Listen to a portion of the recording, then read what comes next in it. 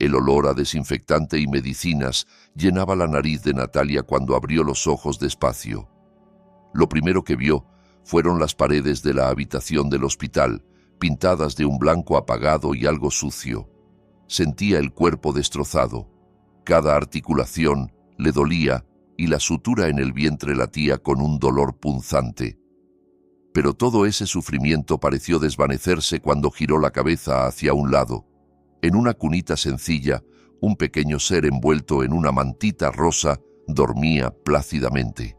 Lara, su hija, había nacido sana. Natalia alargó la mano. Sus dedos hinchados rozaron la mejilla diminuta. Un calor inmenso le inundó el pecho. Era un milagro, el fruto de su amor con Diego. Entonces el pensamiento la golpeó. ¿Dónde estaba Diego? Desde la noche anterior, cuando se le rompió la fuente y los vecinos la llevaron a toda prisa al hospital, no había podido localizar a su marido. Su móvil estaba apagado. Natalia intentó tranquilizarse. Tal vez Diego estaba atareado en la oficina, con ese gran proyecto del que siempre hablaba y que parecía comerse todo su tiempo. Seguro que aparecería. Seguro que se sorprendería y se emocionaría al ver a su pequeña hija. Tomó el teléfono de la mesilla. No había mensajes, ni llamadas perdidas, solo la pantalla negra devolviéndole el reflejo de su rostro pálido y del hijab ligeramente torcido. Entre la felicidad recién estrenada y el silencio del móvil, un frío de ansiedad empezó a recorrerle la espalda. La enfermera le había dicho que ya podía irse a casa. Aquel hospital humilde no podía retenerla más. Tenía que volver aunque Diego no hubiera ido a recogerla. Con las pocas fuerzas que le quedaban, Natalia guardó sus cosas. Solo una bolsita con ropa del bebé y un cambio de ropa para ella. Tomó a Lara en brazos, sujetándola con cuidado mientras el vientre le ardía. Pagó las cuentas del hospital con los ahorros que le quedaban, cada vez más escasos. Diego no le había dado todavía el dinero para los gastos de ese mes. Una vez más, Natalia se obligó a creer que su marido solo estaba demasiado ocupado. Pidió un taxi por la aplicación y con la mano temblorosa escribió la dirección de la casa de sus suegros, donde había vivido con Diego los últimos 2 años. El camino de regreso se le hizo largo y silencioso. Lara dormía profundamente en su pecho. Natalia miraba por la ventanilla las calles atestadas de la gran ciudad, imaginando a Diego abriendo la puerta, sorprendido, para luego abrazarla a ella y a la niña. Se imaginaba la sonrisa feliz de su marido. Sin embargo, cuando el taxi se detuvo frente al portón color crema de la casa, no la recibió ninguna calidez. El patio estaba silencioso. El coche de Diego no estaba en el garaje, solo el de don Ricardo, su suegro. Pagó el taxi y bajó. En una mano llevaba a Lara, en la otra arrastraba su pequeña maleta. Tocó el timbre 1, 2 veces. Escuchó pasos dentro. La puerta se abrió. No era Diego. En el umbral apareció doña Rosa, su suegra. Su rostro, que solía ser inexpresivo, se veía ahora duro y helado. Detrás de ella, con los brazos cruzados, estaba don Ricardo. Su mirada era igual de cortante. «Mamá, papá, ¿está Diego?», preguntó Natalia con voz ronca. «¿Para qué lo buscas?», escupió doña Rosa, con palabras tan afiladas que la hirieron al instante. Natalia se quedó helada. «No entiendo, mamá. Acabo de dar a luz. Lara es su nieta, nuestra hija», intentó sonreír, acercando a la bebé para que vieran su carita, confiando en que la imagen de su primera nieta ablandara el ambiente. Pero doña Rosa dio un paso atrás como si viera algo repugnante. «Esa niña ya no es asunto nuestro, igual que tú», dijo con desprecio. El mundo de Natalia pareció detenerse. «¿De qué está hablando? ¿Dónde está Diego? Necesito hablar con él», susurró, mientras el dolor en el vientre se intensificaba y la cabeza le daba vueltas. «Diego se fue», gritó doña Rosa. «Se fue de esta casa y todo es por tu culpa. Eres una mujer de mala suerte». Aquella acusación le cayó como una bofetada. Los ojos se le llenaron de lágrimas. «No lo entiendo, mamá. ¿Qué he hecho mal? Desde que te casaste con mi hijo, nuestro negocio empezó a ir mal, y anoche fue el colmo. Diego dijo que ya no aguantaba vivir contigo. Y se fue. Señaló el rostro de Natalia con el dedo tembloroso por la rabia. Se acabó. No puede ser, murmuró Natalia. Diego la amaba. Habían esperado juntos la llegada de esa misma niña. No podía haber dicho algo tan cruel. No podía haberla dejado así. Debía de ser un malentendido. Por favor, déjenme entrar. Estoy agotada, mamá. Y Lara es solo un bebé, suplicó. Don Ricardo habló al fin, con voz grave y vacía. ¿No oíste? Ya no eres bienvenida en esta casa, Diego te ha dejado. Márchate. Me ha dejado. La palabra la hizo tambalear. Tuvo que apoyarse en una de las columnas del porche para no caer. ¿Cuándo? Él no me dijo nada. ¿Dónde está el papeleo? Yo no he firmado ningún documento. No hace falta papel. Lo que Diego dijo es suficiente. Ahora recoge tus cosas y lárgate, escupió doña Rosa. Entró y volvió al momento arrastrando una maleta grande, la maleta de Natalia. La abrió en el porche y empezó a tirar sin miramientos su ropa y las cosas del bebé. «¡Mamá, por favor!», gritó Natalia, intentando detenerla, pero su cuerpo estaba demasiado débil. «Llévate a esa bastarda de aquí», bramó doña Rosa mientras empujaba a Natalia, que seguía sosteniendo a Lara. Natalia casi cayó hacia atrás. Abrazó con todas sus fuerzas a la niña, que empezó a inquietarse y luego a llorar con un llanto desgarrador. «Mamá, se lo ruego. Don Ricardo, por favor, hable con ella, acabo de parir. Aún tengo los puntos frescos. ¿A dónde voy a ir en plena noche con una recién nacida?», sollozó. Las lágrimas empapaban su hijab sencillo. Buscó en los ojos de su suegro un rastro de compasión, pero él la miró con frialdad. «Ese ya no es nuestro problema». Doña Rosa tiró también el bolso pequeño de Natalia al jardín, junto a la maleta abierta. «Lárgate antes de que llame a la seguridad de la colonia. No queremos la vergüenza de una nuera como tú». Con el corazón hecho pedazos, Natalia no tuvo más remedio que obedecer. No tenía fuerzas para luchar. Se inclinó, soportando un dolor insoportable en el vientre, e intentó meter como pudo la ropa y las cositas de Lara de nuevo en la maleta con una mano, mientras con la otra apretaba a la niña contra su pecho. Doña Rosa y don Ricardo la observaban desde el umbral como dos verdugos satisfechos. Cuando consiguió cerrar la maleta a medias, la arrastró hasta la calle. Ni siquiera le quedaba energía para odiarlos. Solo sentía vacío, confusión y un dolor indescriptible. Se giró una vez más, esperando que todo fuese una pesadilla, pero la puerta color crema se cerró de golpe. Escuchó el giro de la llave por dentro. Natalia se dejó caer en la acera, junto al portón. Bajo la luz amarillenta de la farola, abrazó a Lara con fuerza, intentando calmar el llanto de su hija y el suyo propio. ¿Qué había pasado? ¿Por qué Diego se había ido? ¿Por qué eran tan crueles? Estaba sola. Sus padres habían muerto hacía tiempo y no le quedaban familiares cercanos en la ciudad. Pensó en aquella casa que durante 2 años había sido su refugio y ahora se levantaba ante ella como un enemigo. De pronto oyó el portón del garaje. Las luces de un coche se encendieron, el coche de don Ricardo.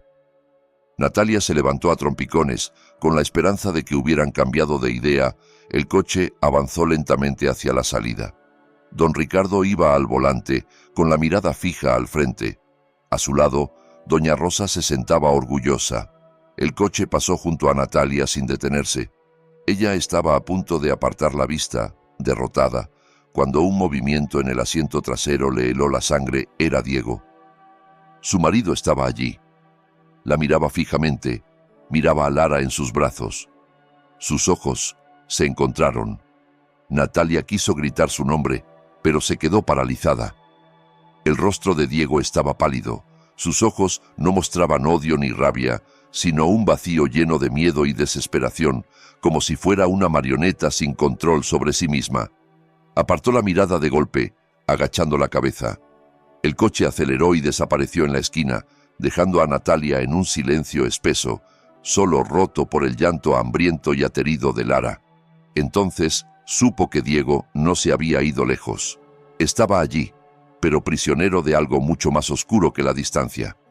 Y ese hecho era más aterrador que la idea de su abandono. 3 años es mucho tiempo. Para Natalia fueron la escuela de la vida más cruel. Tras aquella noche de expulsión, nunca volvió a la casa de sus suegros, ni intentó ponerse en contacto con la familia de Diego. La mirada de su marido en aquel coche bastaba como respuesta. Estaban en peligro, su familia política no la quería, y Diego era demasiado débil para defenderla. El primer año fue el más difícil. Con lo que le quedaba de ahorros, alquiló un cuartito de renta en la periferia de la ciudad, de apenas 3 por 4 metros, que servía de dormitorio, cocina y rincón de juegos para Lara. El baño era compartido con otros inquilinos. Las paredes eran tan delgadas que los vecinos golpeaban cuando Lara lloraba por la noche. Natalia solo podía pedir perdón mientras daba palmaditas en la espalda de su hija, llorando en silencio por dentro. Vendió la única joya que tenía, su anillo de boda, para comprar leche de fórmula y pañales. Se negaba a hundirse en la autocompasión. Tenía que vivir. Tenía que ser fuerte por Lara. Empezó a trabajar en lo que fuera. Hacía arreglos de ropa y cosía hijabs y vestidos para las vecinas. Sus manos, antes suaves, se llenaron de callos y pinchazos de aguja. Mientras Lara dormía, ella cosía hasta la madrugada, acompañada por el traqueteo de una máquina de coser vieja que había comprado a plazos. Por las mañanas, cuando tenía un hueco, ayudaba en la fonda de doña Marta, la vecina amable. Pelaba cebollas, lavaba platos, cualquier cosa que le diera unas cuantas monedas para pagar el arroz y las verduras. Su hijab, antes bonito, se fue desgastando y perdiendo color, pero siempre estaba limpio. Era una Natalia nueva, una luchadora, una madre. Lara creció como una lucecita en medio de la oscuridad. Era vivaz, rápida para aprender, con un rostro que mezclaba a partes iguales los rasgos de Natalia y de Diego. Cada vez que Natalia miraba a su hija, veía fuerza, pero también una pregunta muda. Al cumplir los 3 años, Lara empezó a hacer preguntas que le atravesaban el corazón. «Mamá, las mamás de mis amigas las recoge su papá», dijo una tarde, jugando con su única muñeca de trapo. «¿Dónde está mi papá?» El corazón de Natalia se rompió un poco más. Tenía preparada una respuesta para ese momento. «Tu papá está trabajando muy lejos, cariño. En un sitio muy, muy lejos, ganando dinero para ti», mintió con voz suave. «¿Y cuándo vuelve? ¿Es que no me quiere?», preguntó Lara, con los ojos grandes y serios. Natalia la apretó contra su pecho. «Tu papá te quiere mucho, y yo también te quiero mucho. Cuando llegue el momento, volverá». Era una mentira piadosa para proteger el corazón de la niña. Ella misma no sabía si Diego seguiría vivo, o si seguía siendo el mismo hombre 3 años de lucha y ni una sola noticia, ni un solo dólar de manutención. Aquel día estaba agotada. Tenía muchos encargos de costura y debía cumplir plazos. Después de recoger telas en el mercado, pensaba volver directo al cuarto, pero Lara insistió en acompañarla. Al final, se la llevó. Ahora estaban en la parada de autobús, junto a una avenida muy transitada. El aire de la tarde era caliente y pesado, cargado de humo. El sudor se le pegaba a la frente bajo el hijab. Lara, cansada, empezaba a ponerse caprichosa. «Tengo calor, mamá. Quiero un helado», se quejó, tirando de la falda de Natalia. «Ya casi viene el autobús, mi vida. Cuando lleguemos al barrio te compro un té helado, ¿sí?». La calmó, buscando en el bolsillo las pocas monedas que le quedaban, suficientes para el pasaje y un pequeño capricho para la niña. Allí, entre la multitud anónima que también corría detrás del tiempo, Natalia se sentía pequeña e invisible, una más entre millones luchando por sobrevivir en aquella ciudad inmensa. Ajustó el portabebés en el que Lara, ya medio dormida, apoyaba la cabeza en su hombro. De repente, un sedán negro de lujo frenó justo delante de la parada. Los cristales eran tan polarizados que no se veía nada dentro. Un coche así no tenía por qué detenerse allí. Seguramente se habría equivocado, pensó. Se apartó un poco para dejar paso. Entonces, la ventanilla trasera se fue bajando despacio. Natalia se quedó clavada en el sitio. En el interior había sentada una mujer de mediana edad, elegantísima, con un traje sastre caro y un hijab anudado de forma moderna. Su rostro le resultaba familiar, pero Natalia tardó unos segundos en reconocerla. Eran recuerdos de un pasado lejano. La mujer miró fijamente a Natalia y a Lara, con los ojos muy abiertos. Había sorpresa, incredulidad y algo más. Ira contenida. «Natalia», dijo con una voz firme, cargada de autoridad. El corazón de Natalia se desbocó. Era tía Elena, la única hermana de su difunta madre, la tía que llevaba más de 10 años viviendo en Europa y a la que solo había visto unas pocas veces en toda su vida. La última vez había sido en el entierro de su madre, antes de casarse con Diego. «Dios mío, ¿qué haces aquí?». La voz de tía Elena se elevó. «¿En la calle, así, con una niña pequeña?». Natalia no supo qué decir. Se le trabó la lengua. Tía Elena no esperó respuesta.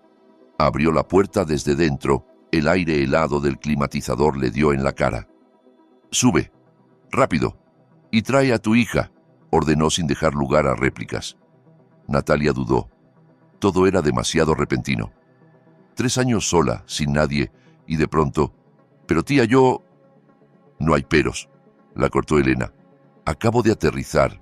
Fui directa a la dirección que tenía tuya, a casa de tus suegros. Los vecinos dijeron que llevas años sin vivir allí. He estado dando vueltas por la ciudad buscándote. Sube. Hay algo que debo decirte». El tono de su tía era firme, casi alarmante. Había una urgencia que asustaba. Natalia, que llevaba años decidiendo por sí misma, sintió de pronto la necesidad de obedecer, apretó a Lara y subió al coche. En cuanto cerró la puerta, el ruido de la calle desapareció. En su lugar quedó un silencio denso y el olor a perfume caro. La tapicería de cuero era suave y mullida bajo su cuerpo cansado. Su ropa sencilla contrastaba con el lujo del interior. Lara, que se había despertado con el movimiento, miraba a tía Elena con curiosidad. El chofer arrancó sin decir palabra. Tía Elena estudió a Natalia de arriba abajo. El rostro agotado, el hijab desteñido, las manos ásperas. «¿Qué te ha pasado, Natalia? ¿Dónde está tu marido?», preguntó. Natalia tragó saliva. No sabía por dónde empezar. «Es una historia muy larga, tía». «Entonces hazla corta». «Pero ahora eso no es lo importante», respondió Elena respirando hondo. Su expresión enojada se tornó grave, muy seria. «Tengo que decirte algo muy importante». Natalia esperó. El corazón le latía con fuerza. «Es sobre tu padre y tu madre», dijo al fin tía Elena. 2 nombres que hacía años nadie pronunciaba delante de ella. Su padre y su madre.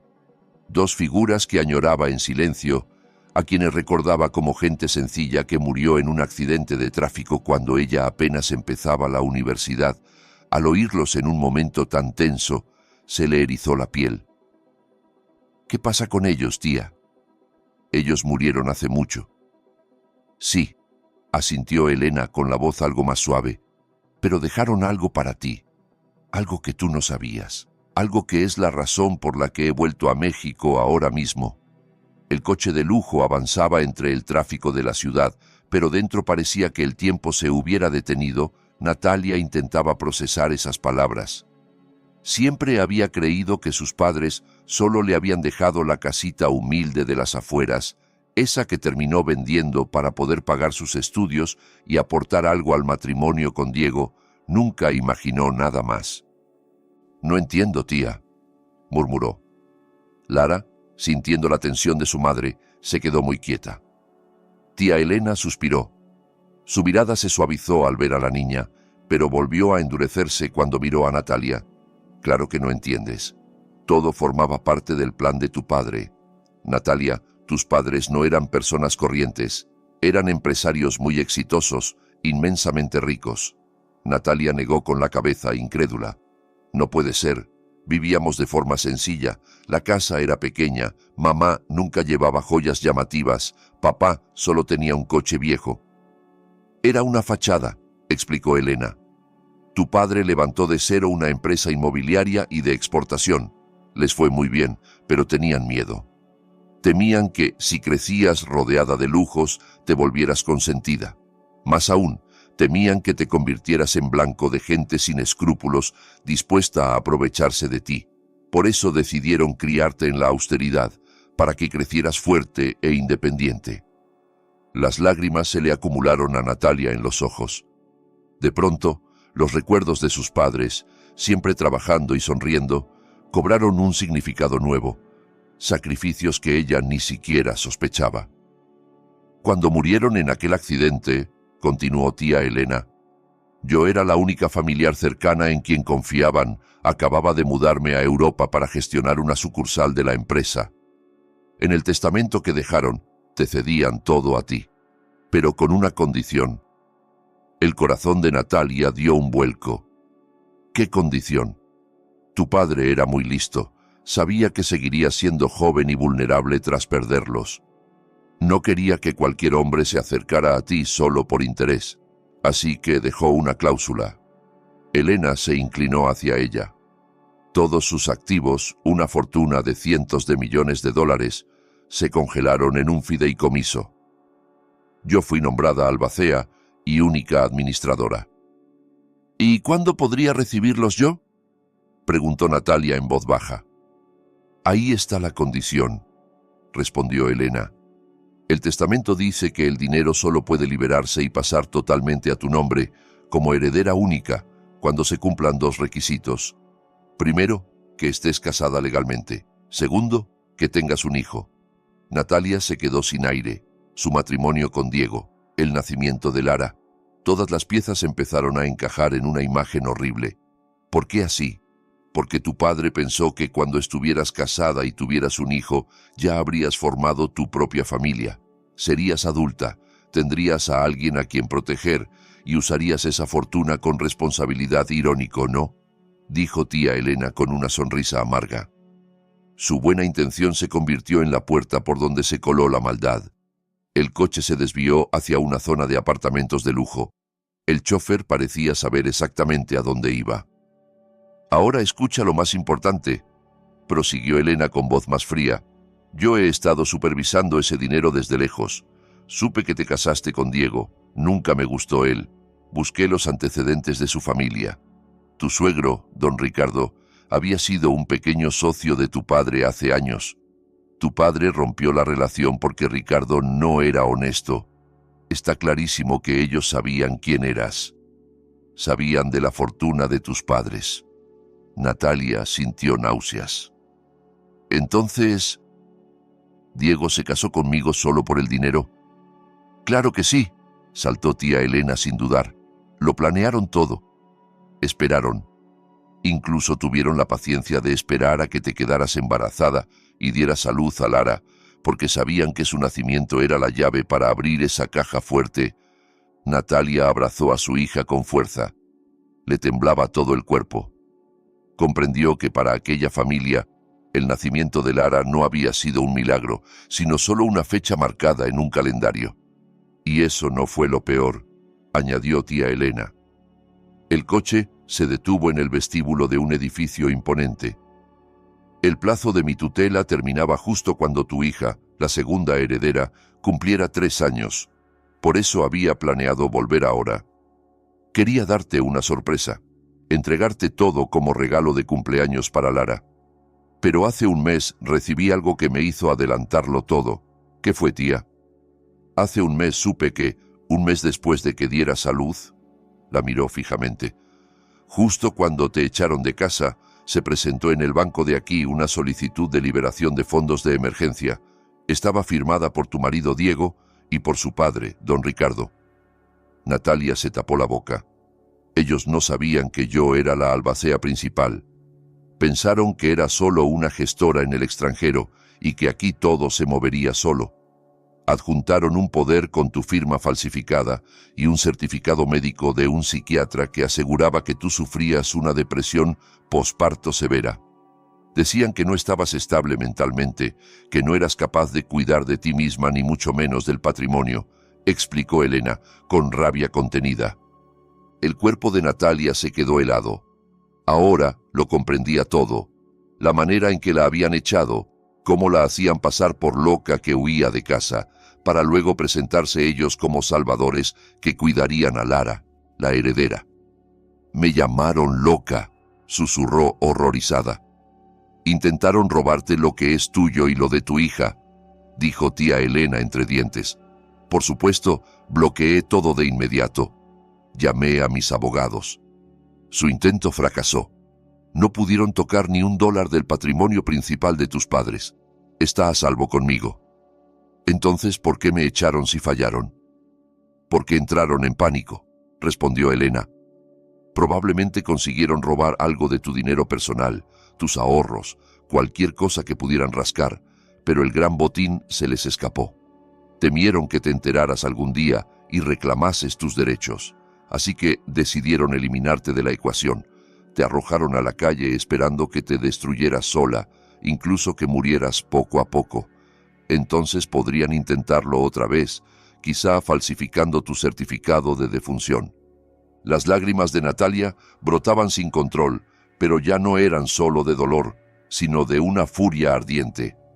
3 años viviendo en la miseria, 3 años trabajando hasta el agotamiento, 3 años pasando hambre para que Lara tuviera leche, 3 años contándole a la niña que su padre trabajaba lejos, mientras la realidad era que él y su familia habían intentado arruinarla y robarle el futuro a su hija tía Elena. Le rodeó los hombros.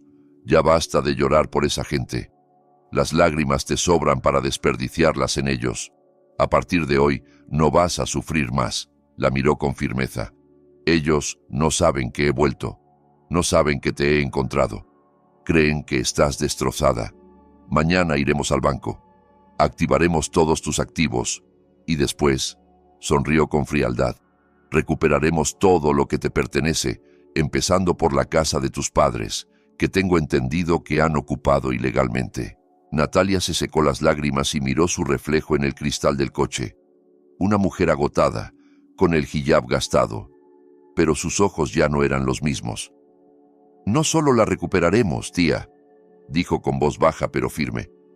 «Vamos a hacer que paguen». La casa donde vivían ahora era grande, mucho más grande que la casa donde ella y Diego habían vivido al principio. Estaba en una colonia de clase media alta, aunque no tan lujosa como la zona donde vivía tía Elena.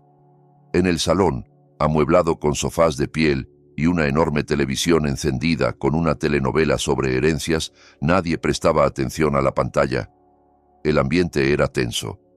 El cenicero estaba abarrotado de colillas. Doña Rosa caminaba de un lado a otro, nerviosa, con el ceño lleno de arrugas. 3 años de vida en esa riqueza prestada le habían carcomido el alma. «El dinero se está acabando», murmuró al fin, deteniéndose frente a su marido, que fingía leer el periódico.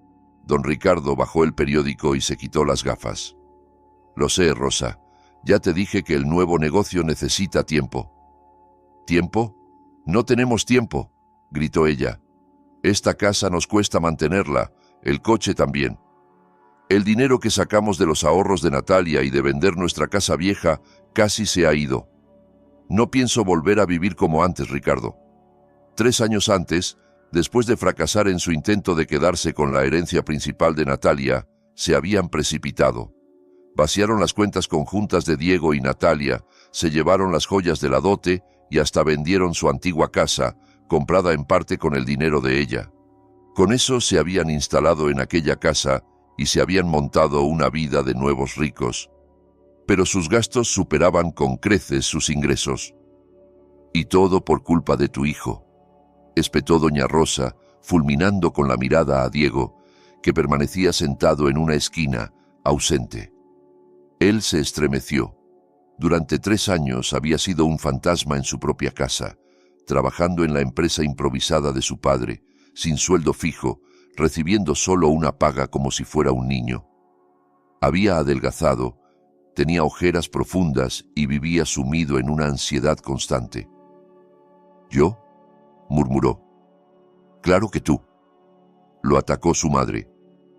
Si hubieras sido un poco más listo, si hubieras convencido a Natalia de firmar el poder antes de que diera a luz. Si no hubieras sido tan débil, no tendríamos que haber inventado la historia de que estaba loca. Basta, Rosa, intentó mediar don Ricardo. Ese plan lo hicimos entre los dos. Fue idea tuya, chilló ella. Tú dijiste que sería fácil conseguir la herencia. Tú aseguraste que a tu cuñada, la tal Elena, no le iba a importar. Y míranos ahora. Lo bloqueó todo. Solo pillamos migajas. Don Ricardo se masajeó las sienes. Llevaba 2 días ocultando un problema aún mayor. «Hay algo más», dijo al fin. «¿Qué más?», preguntó ella, asustada. «Elena, la tía Elena, ha vuelto a México». «¿Cómo lo sabes?». «Un conocido del banco me avisó. Fue hace 2 días a preguntar por el fideicomiso. Está empezando los trámites para liberarlo». «¿Liberarlo? ¿Cómo? Faltan condiciones». «Los requisitos ya se cumplieron, Rosa. El matrimonio y el nacimiento del hijo, y su tutela termina cuando la niña cumple 3 años. Debe de haber vuelto para entregárselo todo a Natalia». «¿A Natalia?», se burló doña Rosa, pero la voz le temblaba. «Esa mujer lleva 3 años desaparecida. Por lo mismo ya estará muerta en cualquier callejón». «Precisamente ese es el problema», suspiró Ricardo. «Si no la encuentran, Elena, como albacea, puede quedarse con todo o, peor aún, decidir buscarla por todas partes, contratar detectives, y si la encuentra». El silencio cayó sobre los 3. Sabían lo que eso significaba. Si tía Elena encontraba a Natalia y le contaba la verdad, ellos estarían perdidos. Se enfrentarían a acusaciones de falsificación, intento de estafa, robo. De pronto, Diego, que había estado callado, empezó a reír de forma extraña, una risa seca y sin alegría. «¿Qué te pasa?», le gritó doña Rosa. Asustada, Diego levantó la mirada enrojecida. «Todo esto ha sido en vano». «¿Qué quieres decir?». 3 años. De pronto se levantó y estampó su vaso contra el suelo, haciéndolo añicos. Sus padres se sobresaltaron. Era la primera vez que lo veían perder el control así. 3 años viviendo como un muerto en esta casa, obedeciéndoles en todo, dejando a mi esposa, abandonando a mi hija recién nacida. La voz le temblaba. «¿Y para qué?». «Era por tu bien», replicó doña Rosa. «Por tu futuro». «¿Mi bien?». Diego subió el tono. «¿Qué bien hay en vivir con miedo cada día? Dijiste que cuando echáramos a Natalia y consiguiéramos el dinero, viviríamos tranquilos. Dijiste que después podría ir a buscarla. Mentiste». Recordó la noche de la expulsión. La había visto en el hospital. Había tenido a Lara en sus brazos. Había llorado de felicidad. Y entonces sus padres lo arrastraron de vuelta a casa, le quitaron el móvil, le dijeron que Natalia estaba enferma, que era una inútil, que daba mala suerte. También la había visto después, de pie en la calle, bajo la lluvia, con la niña en brazos, mientras él estaba encerrado en el coche. «Yo la vi, mamá», sollozó Diego, desplomándose en el suelo. «La vi en la acera, con Lara. Quise salir, pero ustedes me sujetaron. Dijeron que era parte del plan, que alguien la recogería y la llevaría a un lugar seguro». «Nadie nos obliga a ser tan crueles», susurró. «Somos nosotros». «Ella trae mala suerte», insistió doña Rosa, aunque ahora había miedo en sus ojos. «No, mamá. Nosotros somos la desgracia», golpeó el piso con el puño. «Soy un marido fracasado, un padre cruel. Ni siquiera sé si están vivas». Don Ricardo trató de levantarlo. «Tranquilo, Diego.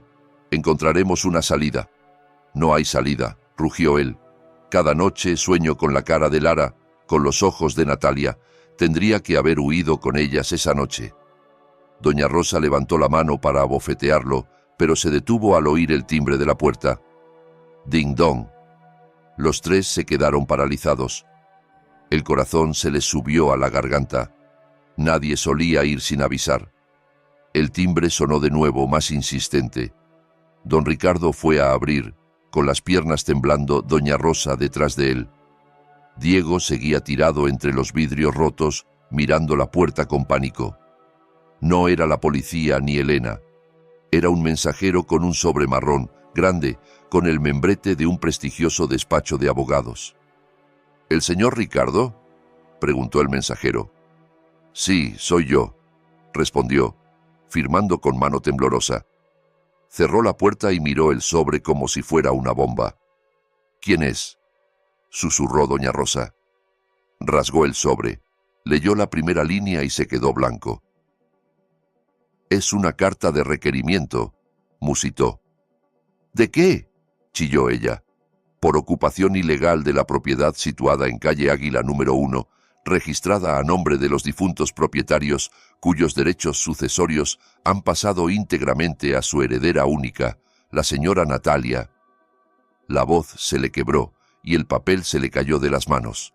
Natalia, susurró doña Rosa, lívida. Entonces, esa mujer, Elena la ha encontrado. Saben que estamos aquí. Añadió con voz rota. Nos dan 48 horas para desalojar o iniciarán acciones penales por usurpación, falsificación y tentativa de estafa. Tenemos que huir, Ricardo. ¡Ahora mismo!, gritó ella, mirando a su alrededor como una posesa. ¿A dónde, Rosa?, respondió él desesperado. Todo lo que nos quedaba está en el banco. Si ya han encontrado esta casa, habrán congelado nuestras cuentas. No tenemos nada. La noche la pasaron en terror. Doña Rosa lloraba mientras metía en bolsas sus joyas falsas y sus bolsos pirata, maldiciendo a Natalia y a tía Elena. Don Ricardo llamaba sin éxito a un abogado barato. Diego permaneció encerrado en su cuarto, reviviendo cada palabra de Natalia. A la mañana siguiente, a las 11 en punto, un sedán negro aún más lujoso se detuvo frente a su portón. Diego, mirando por la ventana del piso de arriba, sintió que se le detenía el corazón. Salió primero tía Elena, tan elegante como siempre, con la mirada helada. Después, 2 abogados de traje impecable. Por último, se abrió la puerta trasera. Una mujer bajó despacio. Llevaba un traje pantalón color marfil y un hijab de seda color moca perfectamente colocado. Su rostro, antes pálido y agotado, mostraba un maquillaje discreto pero firme. Tras unas gafas de sol caras, sus ojos miraron la casa con seguridad. Diego tuvo que agarrarse a la pared. Era Natalia, su esposa, y a la vez una completa desconocida, hermosa, poderosa, intimidante. En la planta baja, el timbre sonó igual que la noche anterior, pero ahora parecía una campana de sentencia. Doña Rosa y don Ricardo, petrificados, sabían perfectamente quién estaba tras la puerta. «Ábrela tú», susurró ella. Don Ricardo se obligó a mantener algo de dignidad y giró el pomo. La escena lo dejó mudo. Natalia estaba allí, entre tía Elena y los abogados. Se quitó las gafas de sol con calma. Lo miró directamente a los ojos. No había miedo ni tristeza, solo una frialdad cortante. Doña Rosa, al ver que su marido no reaccionaba, se colocó a su lado y al reconocer a Natalia, echó mano de su único recurso, la actuación. «Natalia», chilló, fingiendo lágrimas. «Hija, ¿dónde has estado? Te hemos buscado por todas partes, estábamos tan preocupados». Abrió los brazos para abrazarla. Natalia no se movió. Levantó la mano frente a ella, deteniéndola. «Ya basta de teatro, doña Rosa». Su voz era tranquila, clara, pero resonaba con una fuerza nueva. «Yo no soy su hija, y sé que jamás me buscó». Doña Rosa se congeló, con los brazos ridículamente suspendidos en el aire. «He venido a recuperar lo que es mío, empezando por esta casa, que perteneció a mis padres».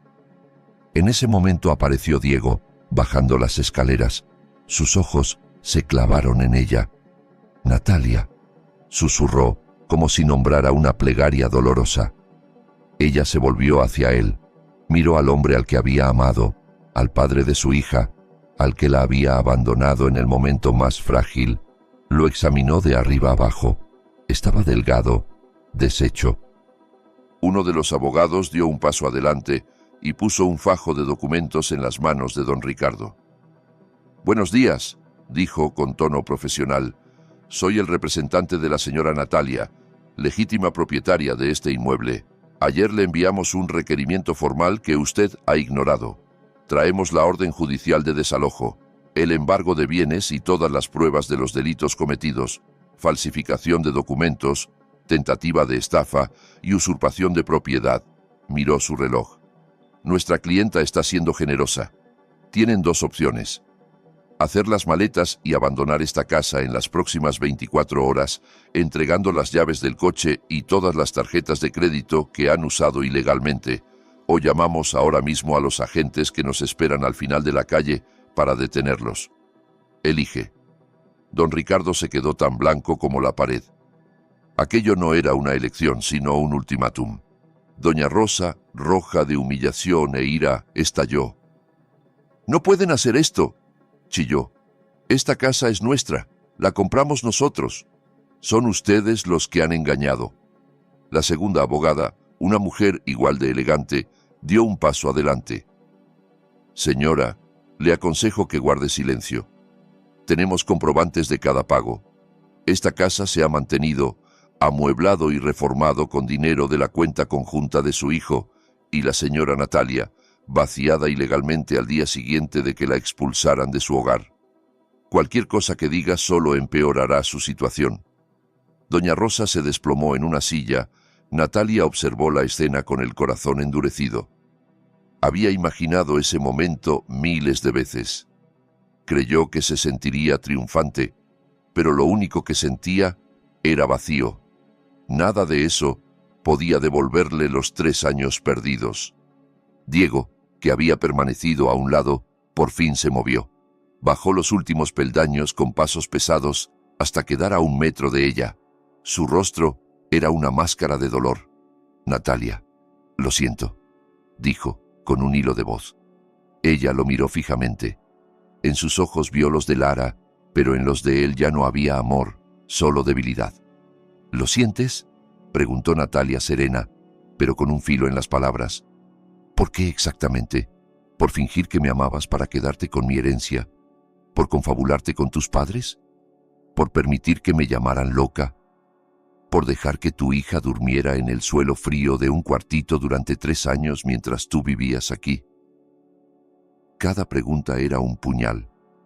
Diego negó con la cabeza, llorando. «No fue así. Yo te amaba de verdad. El amor no desaparece la noche en que decidiste quedarte en el coche mientras tu madre me echaba», respondió ella, con una sonrisa amarga. «El amor no paga la leche de tu hija ni calma su hambre». «No tenía elección», gritó él desesperado. «Me amenazaron, me encerraron». Natalia levantó la mano para detenerlo. «No quiero escucharlo aquí». Miró a tía Elena y a los abogados. «Tía, ¿me dejan 5 minutos a solas con él?». Tía Elena la miró con atención y asintió. «5 minutos estaremos en la terraza, y que no se atreva a tocarte», añadió, fulminando con la mirada a Diego. «No se atreverá», respondió Natalia. Los abogados y tía Elena salieron al porche. Don Ricardo y doña Rosa se retiraron al salón, derrumbados. La puerta principal quedó abierta. Natalia caminó hacia el interior de la casa que alguna vez fue el hogar de sus padres. El olor a pintura nueva y muebles caros no alcanzaba a tapar el aroma de traición que ella sentía. Se detuvo en la sala. Diego la siguió como una sombra. «Habla», dijo Natalia sin volverse. Él se quedó detrás, a poca distancia, separado de ella por un abismo invisible. «Aquella noche», empezó con voz quebrada. «La noche en que nació Lara. Fui al hospital. No había desaparecido. Llegué después de que mamá me llamara. Te vi dormida. Vi a Lara en la cuna. La cargué. Lloré de felicidad. Nunca había sido tan feliz. Era tan pequeña, tan perfecta. Le prometí cuidarla a ella y a ti». Natalia cerró los ojos. Esas palabras le dolían, porque aún quedaba en ella un trozo que lo había amado. «Luego llegaron mis padres», continuó él. «Me arrastraron a casa. Dijeron que había un problema grave en la empresa. Me quitaron el móvil. Me dijeron que Elena había bloqueado todo, que tu padre había dejado un testamento. Se alteraron. Dijeron que tú lo sabías, que ibas a huir con la niña. Yo me negué a creerlo. Quise volver al hospital, pero se interpusieron, me encerraron. Me dijeron que si no los obedecía, todo se derrumbaría, que mi padre iría a la cárcel por deudas. Dijeron que solo era por un tiempo, que después de asegurar el dinero, podríamos ir a buscarte y vivir felices. Así que preferiste creerles a ellos que a tu esposa, resumió Natalia con amargura. Estaba perdido, tenía miedo, sollozó Diego. Pero la noche que te echaron, yo estaba en el coche. Te vi ahí, con Lara. Quise bajar. Mamá me sujetó, papá puso seguro a las puertas. Dijeron que era parte del plan, que alguien te recogería y te llevaría a un lugar seguro. Al día siguiente supe que era mentira, que no sabían dónde estabas. Perdí la cabeza. Me dijeron que no volviera a mencionar tu nombre ni el de Lara o... Se dejó caer de rodillas. He vivido en el infierno estos 3 años. Cada día me odio más. Estoy dispuesto a hacer lo que sea. Voy a testificar contra ellos. Voy a decir la verdad. Solo te pido una oportunidad más. No por mí, por Lara. Necesita un padre. Déjame verla, aunque sea una vez. Déjame pedirle perdón. El silencio llenó la sala. Natalia miró al hombre arrodillado a sus pies. Su confesión era sincera, su dolor real, pero no bastaba. «Levántate, Diego», ordenó él. Se puso en pie despacio. «Tienes razón en algo. Eres débil. Eres un cobarde. Y esa cobardía fue una elección. Elegiste a tus padres por encima de tu propia familia. Elegiste el dinero por encima del amor». Tragó saliva. «Y eso no cambia porque ahora estés arrepentido». «Por favor, Natalia», intentó él. «Lara sí necesita un padre», lo interrumpió. «Pero uno fuerte, que la proteja, no alguien dispuesto a sacrificarla por sus miedos. Durante 3 años he sido madre y padre para ella, y estamos bien». «No puedes ser tan cruel», susurró Diego. «¿Cruel? Cruel fue dejar a tu bebé pasar frío en la calle. Cruel fue firmar papeles que me declaraban loca. Cruel fue vivir rodeado de lujos, sabiendo que quizá tu hija no tenía que cenar. No vuelvas a decirme cruel, Diego». Ella caminó hacia la puerta. «Mis abogados ya te dieron 2 opciones. Yo voy a darte una tercera», dijo sin mirarlo. «Puedes quedarte con tus padres y hundirte con ellos, o puedes decirlo todo ante la justicia, testificar contra ellos. Eso no te devolverá mi amor ni te abrirá la puerta hacia Lara». «¿Entonces para qué?», preguntó él derrotado. «Será la única prueba de que aún queda algo de bondad en ti, la única forma de empezar a pagar tu deuda. Piénsalo». Sin esperar respuesta, salió de la casa. En la terraza, bajo el sol abrasador, hizo una señal a tía Elena. «Ya está. Tienen 24 horas. Si mañana siguen aquí, llamen a la policía, embárguenlo todo», dijo, bajando los escalones sin volver la vista atrás. No vio a Diego desplomarse tras la puerta, llorando sin lágrimas. No vio a doña Rosa gritar como una loca, ni a don Ricardo mirar la pared. Vacío. Esa etapa estaba cerrada. El juego había terminado. Para Natalia, las siguientes 24 horas pasaron rápido. Para la familia de Diego, fueron una eternidad. No durmieron. A la mañana siguiente, puntuales, los abogados de tía Elena regresaron, acompañados de un actuario judicial y varios operarios. Un camión esperaba en la calle. «Es nuestra casa. No pueden entrar», intentó oponerse doña Rosa, abriendo los brazos en el umbral. «Tenemos orden judicial. Si se resiste, podemos detenerla por obstrucción a la justicia», respondió el abogado.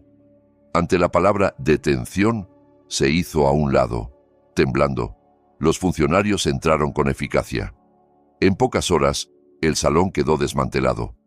Sellaron y sacaron todos los bienes comprados con dinero de Natalia: sofás, televisores, muebles, adornos. «Eso es mío, yo lo compré», aulló doña Rosa, sujetando un jarrón. «Lo pagó con una tarjeta a nombre de su hijo, alimentada con fondos robados de la cuenta de nuestra clienta», aclaró el abogado, impasible. Los vecinos observaban desde las ventanas murmurando.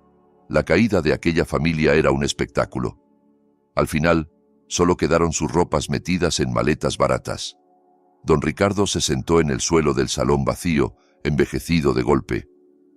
«Vámonos, Ricardo», susurró doña Rosa. «Encontraremos otro sitio».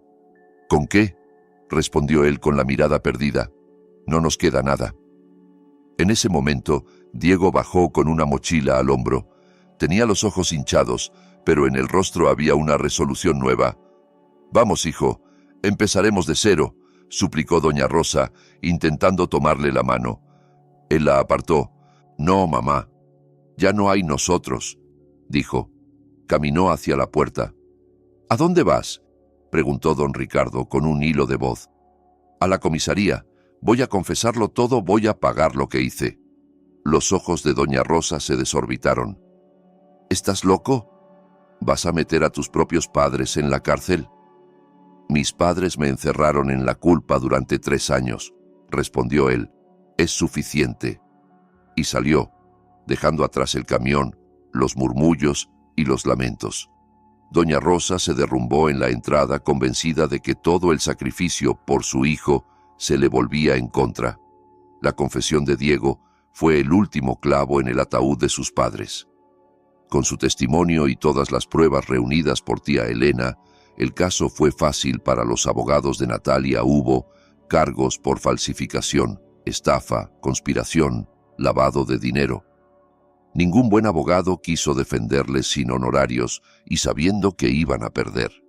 El juicio se convirtió en noticia en algunos medios económicos. La historia de una heredera a la que quisieron quitarle una fortuna millonaria haciéndola pasar por loca. El día de la lectura de la sentencia, el cielo estaba encapotado, como si la ciudad entera contuviera el aliento. La sala estaba llena de público y periodistas. Natalia decidió asistir, pese a que tía Elena le había aconsejado no hacerlo. No buscaba venganza, sino cierre. Dejó a Lara en el apartamento con la tía y la nueva niñera. Llegó acompañada solo de su abogado senior y se sentó en primera fila, detrás de la mesa del fiscal. Llevaba un hijab gris oscuro a juego con un traje sencillo, pero imponente. No miró hacia el banco de los acusados, donde estaban doña Rosa, don Ricardo y Diego, pero sentía sus miradas clavadas en la nuca. El fiscal repasó los cargos uno por uno, cada documento falsificado, cada movimiento de dinero. Doña Rosa murmuraba que todo era mentira. Don Ricardo bajaba la cabeza. Diego, sentado un poco aparte, parecía resignado. Su abogado insistió en que era un colaborador de la justicia, un hijo que, aunque partícipe, había ayudado a destapar el crimen. Por fin, el juez leyó la sentencia. Considerando, se declara a los acusados Ricardo y Rosa culpables de conspiración, falsificación y tentativa de estafa. El corazón de Natalia se aceleró. Se les condena a 12 años de prisión a él y 15 años a ella. «¡15 años!», aulló doña Rosa saltando de la silla. «Injusto. Ese juez está comprado por esa mujer. Ella es la que está loca. Es una bruja con hijab, una nuera maldita. Ojalá tú y tu hija sufran para siempre». Los guardias la sujetaron mientras ella seguía lanzando maldiciones. Natalia la miró con calma. Aquella mujer ya estaba castigada por sus propios odios. El juez se volvió hacia Diego.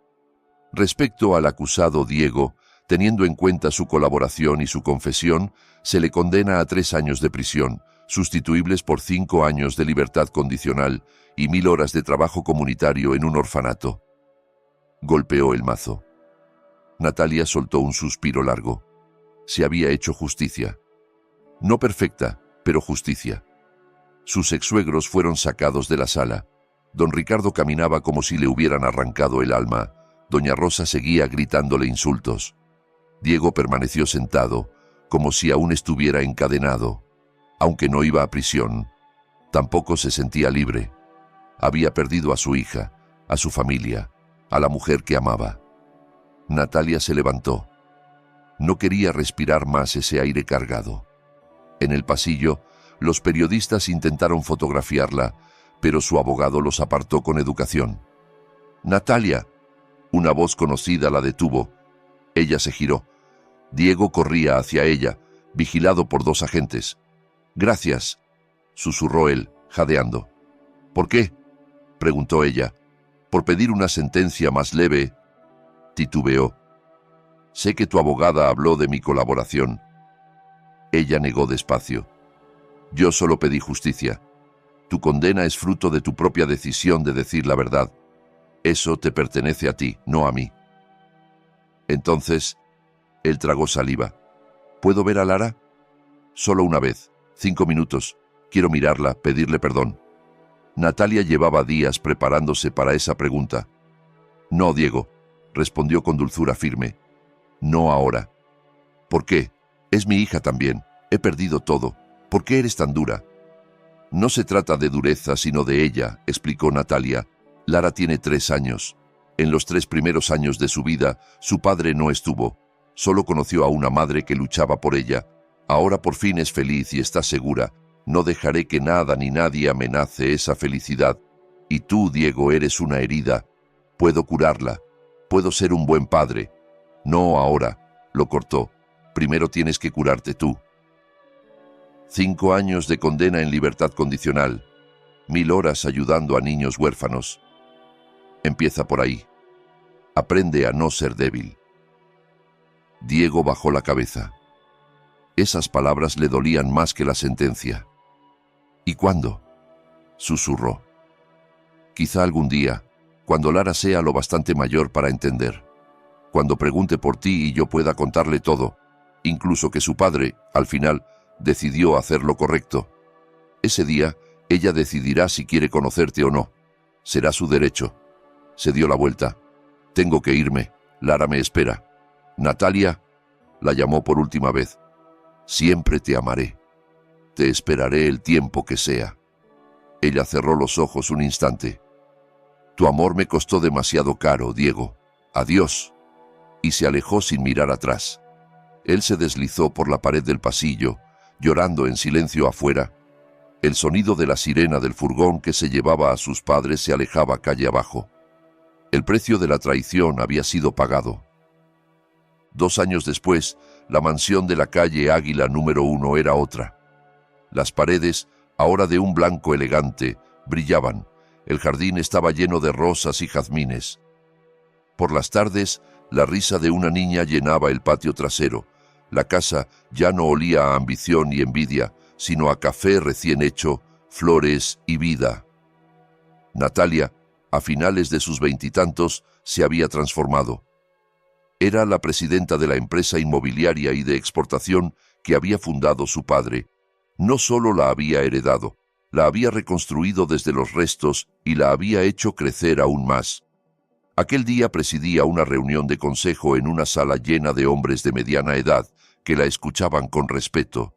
De pie frente a la pantalla, presentaba un plan de expansión hacia Europa. Su hijab azul marino enmarcaba un rostro sereno y seguro.